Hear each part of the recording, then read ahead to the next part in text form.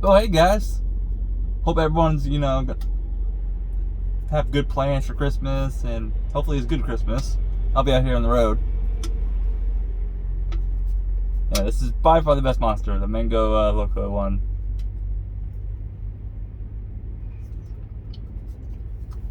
There's a few others that aren't too bad, but I don't know. That one doesn't give me the whatever you want to call it, the heart thumping stuff. But I figured I should make this video to clarify on some things. Seems to be a little confused. This guy's leaving with his landing gear down. Alright, that's cool. It's literally like 4 inches off the ground. One bad bump, he's gonna probably fuck it up. But there seems to be some confusions on what my plans are. So I figured I'd make this video to clarify them. And also, like the daylight. Don't get yourself though. I just parked. It's morning. It's like, yeah, I'll sleep. Sunrise is down. Otherwise, I'd be having a lot of sun on my face. But it's just hit 8 a.m. I want to try to make this one as clear as possible, knowing how I am sometimes, the way I talk. There's somebody honking. I never came to GCT with the plan of staying here. Nor did I ever have the plan of moving out of Wyoming. But Wyoming is not it's a truck desert. Yeah, there's freight going in, but there's no OTR companies really hiring out of Wyoming. I could get hired on a truck company in Wyoming, but I don't want to do oil field work. I don't want to do, pretty much that's my only option there. I could easily go do towing again, which I may end up, I may not, I don't know. But I came to JCT knowing this was not going to be my forever company. Also, knowing that trucks, even a year ago, we were starting to have a hard time with parts. Originally, it was tires. Like, that was actually, believe it or not, that was the first thing, was tires. Then that got caught up, but then everything else fell behind. But truck shortage was also starting to show its head.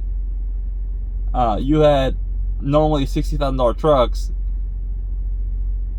are now going for 90 to 120,000. They damn near doubled, and those are 500,000 mile trucks. I mean, yeah, they still have plenty of life, but they have no warranty left.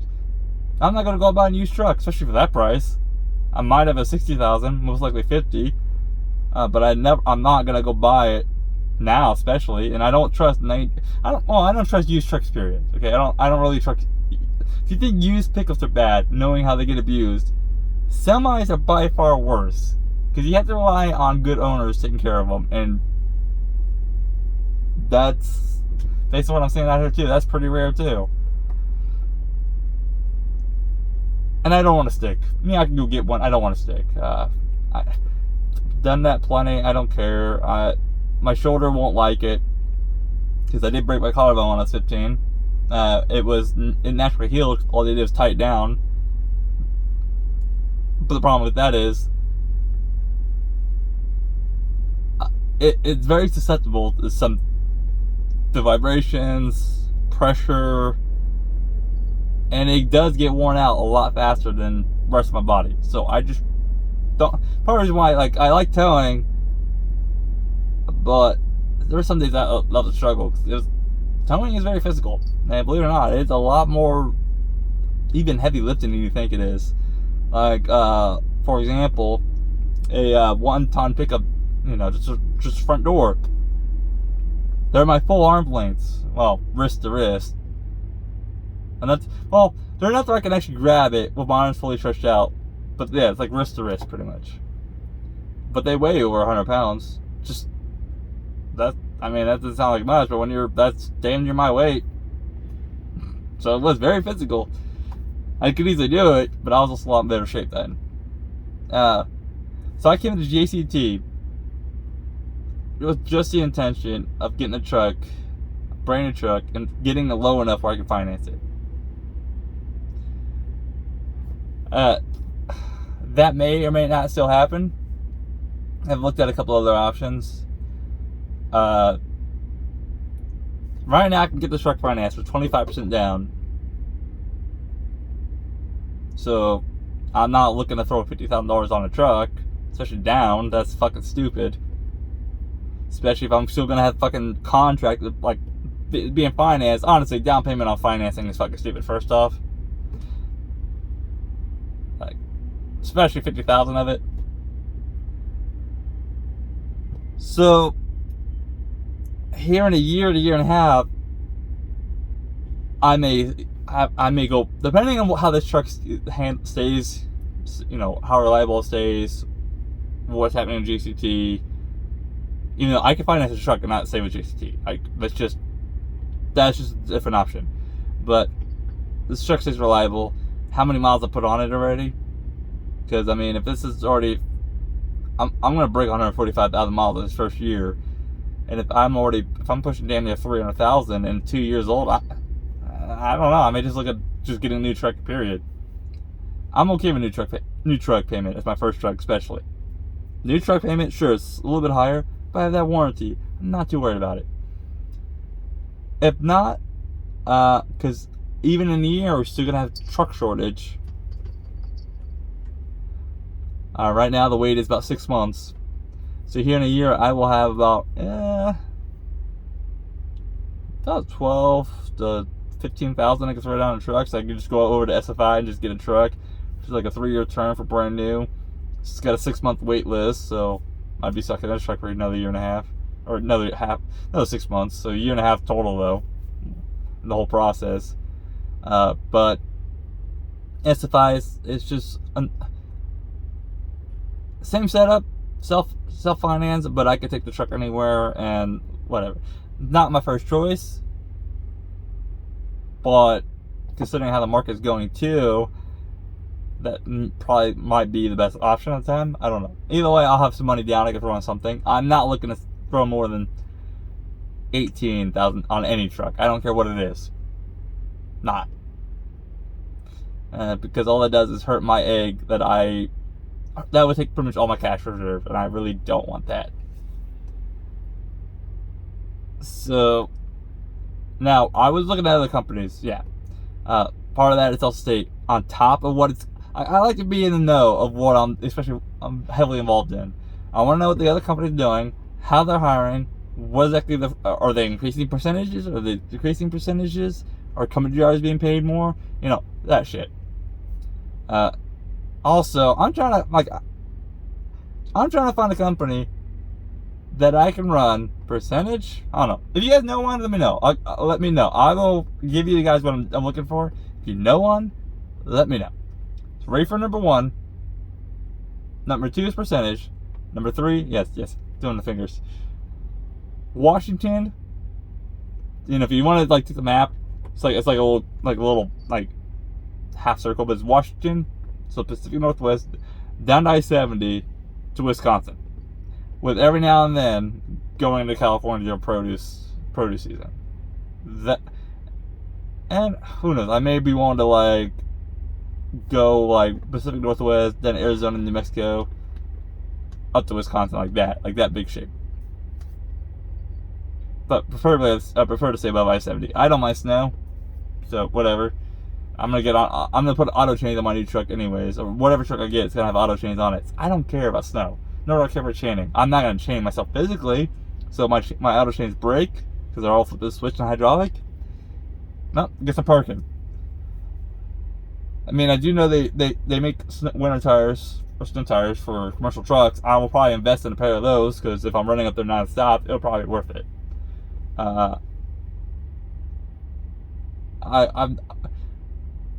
I know a couple people that ran those, and they wear just as good as your normal tires. The only difference was obviously with snow tires, winter tires, the sidewall is a little bit softer, but there's ways to work with that. So I don't know. Yeah, I mean, don't get me wrong. Sure, I'm not exactly thrilled. I'm running as hard as I am, but I'm doing that for a reason. It's not gonna be long term. It's not. Like, I'm definitely not, when I go percentage, going to be running damn near as hard as I am. I'm going to have a life. Although, starting next year, I'm probably, every time I go home, probably stay home for damn near 2 weeks at a time. I hate the, that's one thing. Like, I'm going to make sure whatever my new truck has, it's not have that fucking alarm. I hate that thing so much. But,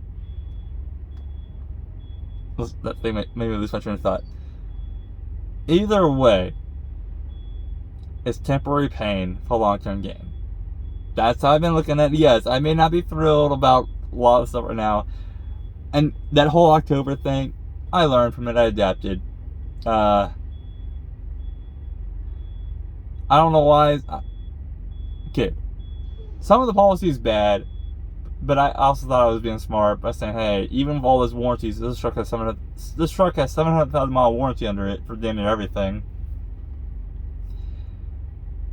Why not throw the 15 cents in? Because either way, that's the same tactic, 15 to 20 cents per mile, that I use a percentage. I do that too, which is equivalent to right now, it's like 15%. I do the same thing, which equals based on around about $2,000 a month. I'd probably do a little bit more. You know, not. I don't know. I just come up with something similar to that, some similar ratio on percentage.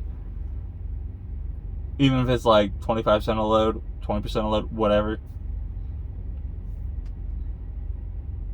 I did put the maintenance cap back on. I mean, yeah, of me giving up 15 cents, thinking I could use it, because of me, like, maintenance, okay. All the money in the maintenance that I was putting in, to me, that should count as anything truck related that affects. That means I'm not running, or running period. So, like, if the truck's in the shop, it pays for hotel costs. And when I had that conversation with the CEO, even he said, yeah, that makes sense. Like, it's a dumb policy. And even the fucking head honcho knows. I almost got through this video without cussing. Almost. So, see, it wasn't like I was just being dumb about it. It made sense to me, because, I mean, that's how I look at it. I was like, I should not pay for a hotel out of pocket, ever. Unless, you know, I'm out of the truck or something. But, like, on, you know, personal side, like, I'm off work. But if I'm running, and like, for example, I worked down in Florida, the truck should have paid for the hotel. I had the money in there. I had plenty of money to cover it. Also, I looked at it too. See, there's another dumb policy. I looked at it, it was like, I was throwing equivalent to about $15,000 per year in there, okay? Not too bad. Well, minimum $15,000. It would have probably been closer to 20 based off how I was running, because I did the 15,000, like 120,000 miles per year. That's the math I was basing everything off of.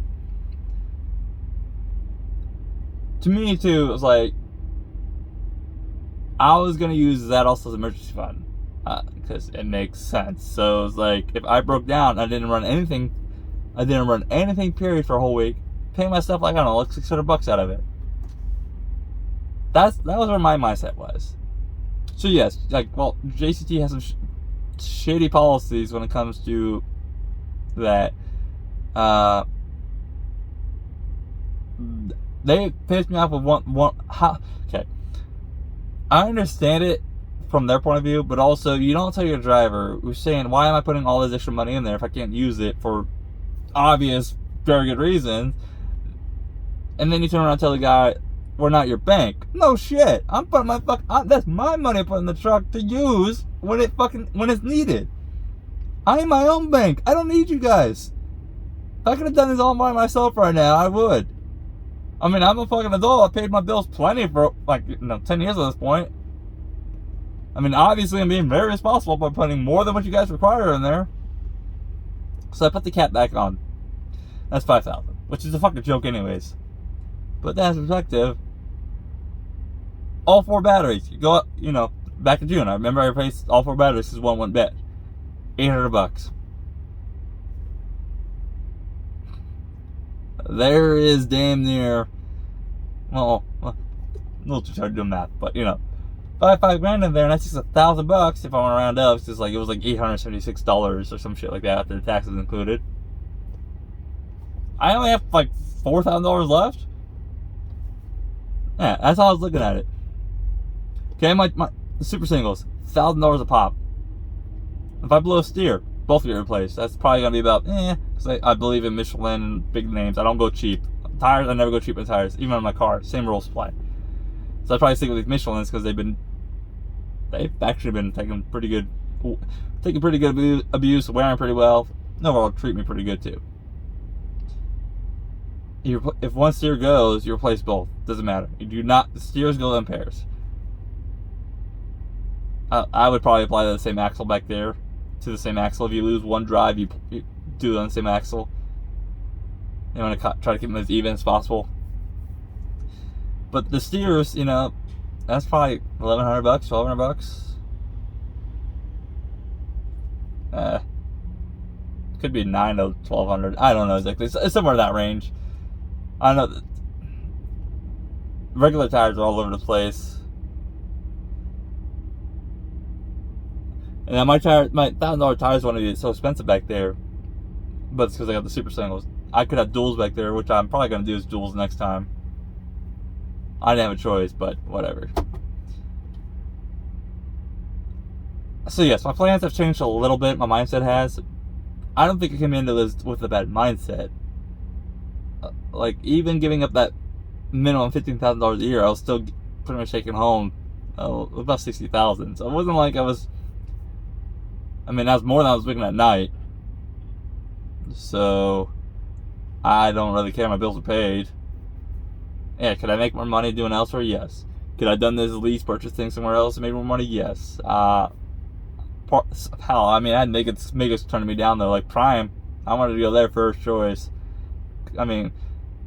Granted, it's not great, but it's percentage, and I would have probably made an easy $1,000 to $2,000 more a week. But Prime turned me down. Prime does not hire out of my area. They probably could have. I tried convincing them. I tried. Night hired out of my state, out of my area, and I'm living in the middle of the state. Prime has 2 terminals, one in Denver and one in Salt Lake. Denver's, they're both at the same distance away from my town. I don't understand why one nigga hired me, one doesn't. I don't fucking know. Don't know. Some things companies do out here blows my mind. Like it's like, because they literally deliver into Cheyenne. There's a Walmart DC right outside Cheyenne.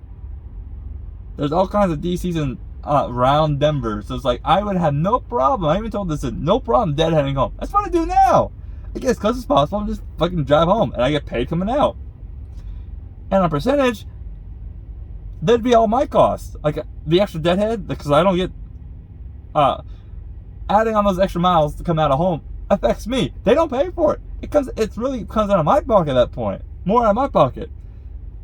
Now JCT, when they send me home, I pay for it there, so I always try to get as close as possible on the way out. They're paying for the extra miles, so it evens out. So I don't understand. Yeah, see, I don't understand why Prime didn't hire me. But like, there's companies out of Illinois, which I could have applied for and easily got on, but those companies over there have very bad stereotypes. For example, I know of one company over there changed its number, or changed its business as company name like, what, 2 times at least? Because every time they get a bad rap, they just change their name and get a new MC and DOT number. And put those in perspective for those, in the simplest way for those non-truckers to understand is, those 2 numbers are like the serial number, social security number, of your company. Probably the best way to explain it. It's not exactly what it is, but by far probably the best way to explain it. So I was like, okay, I just need to find somebody, because also I'm using this too as a learning experience too. Yeah, I could have run out and bought the used truck, right? Took a big old gamble there.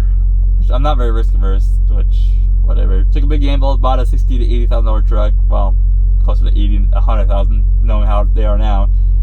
No warranty, and it fucking kills itself in the first month. Well, I'm fucked, or it needs $10,000 in repair right away. Yeah, I probably should have asked Egg under me to cover that right away. But it's like, there are so much bigger repairs that can pile up, and those trucks.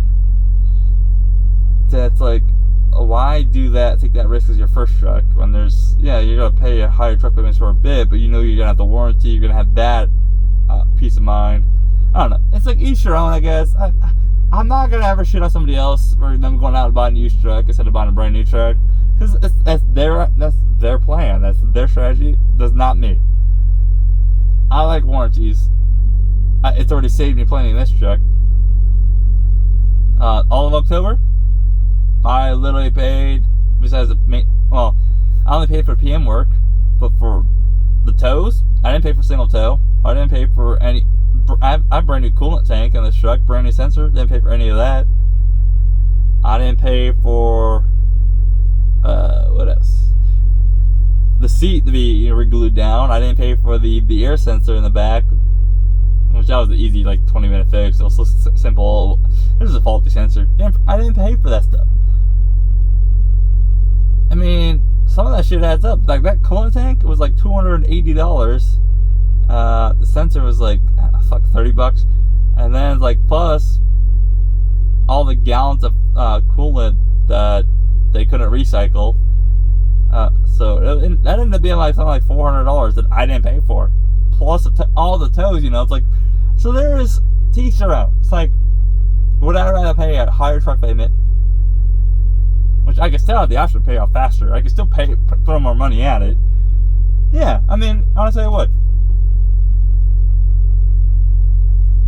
Honestly, I would. So, like I said, it is what it is. I